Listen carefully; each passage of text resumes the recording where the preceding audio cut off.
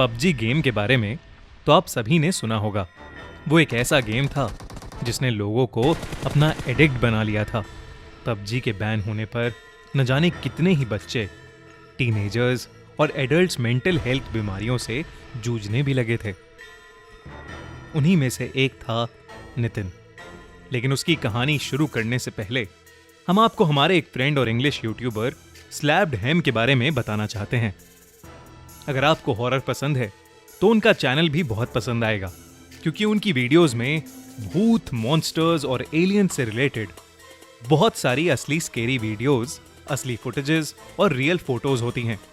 तो दोस्तों, उनका चैनल चेकआउट कीजिए, उन्हें सपोर्ट कीजिए और उनका चैनल सब्सक्राइब कीजिए। ये कहानी नितिन की है। नितिन 9th क्लास में पढ़ने वाला एक होनहार स्टूडेंट था। उसके पेरेंट्स उसे बहुत प्यार करते थे और उसका काफी ज्यादा ध्यान भी रखते थे।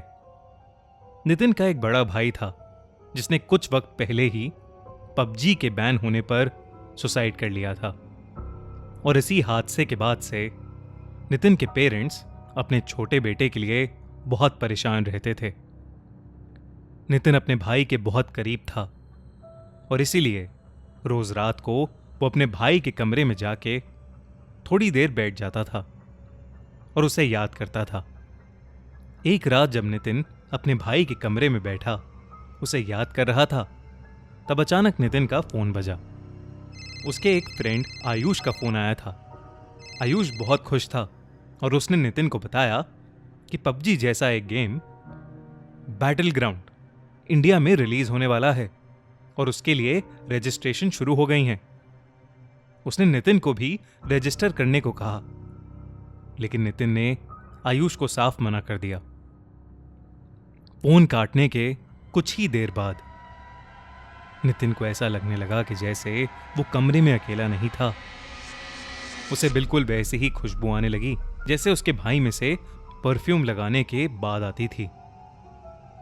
नितिन को हल्की सी घबराहट महसूस हुई तो वो जल्दी से उठा और उस कमरे से बाहर निकलने लगा।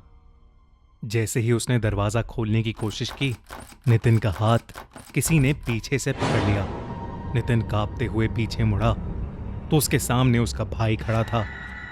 वो बहुत ही डरावना लग रहा था। उसका पूरा शरीर नीला था, जीभ और आंखें बाहर निकली हुई थीं, बिल्कुल वैसे ही जैसे वो सुसाइड के बाद दिख रहा था। उसने नितिन को देखकर स्माइल किया और वो एक काले रंग का धुआं बनकर नितिन के मुंह में घुस गया। नितिन वहीं पर बेहोश हो गया। जब उसे होश आया तो वो बिल्कुल बदल चुका था। उसका बिहेवियर दिन ब दिन चेंज होने लगा था। पूरा पूरा दिन गेम्स में लगे रहना और अपने स्कूल की टीचर्स और पेरेंट्स से बदतमीजी करना।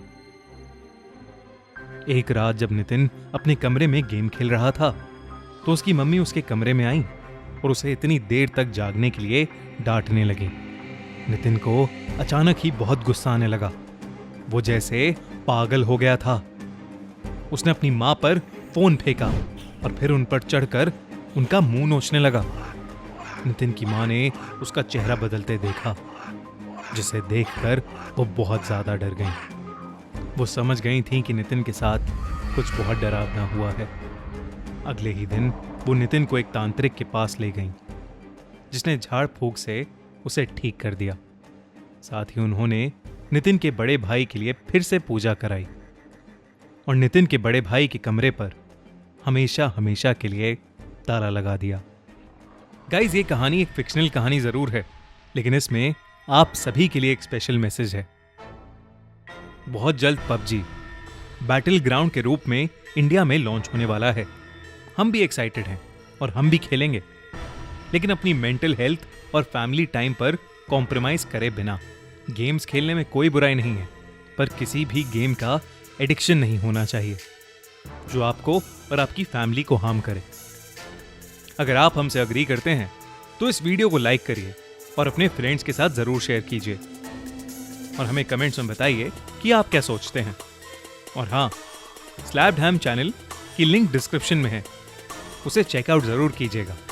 मिलते हैं अगले हफ्ते एक नई हॉरर स्टोरी के साथ, ओनली ऑन खूनी Monday. Don't forget to subscribe.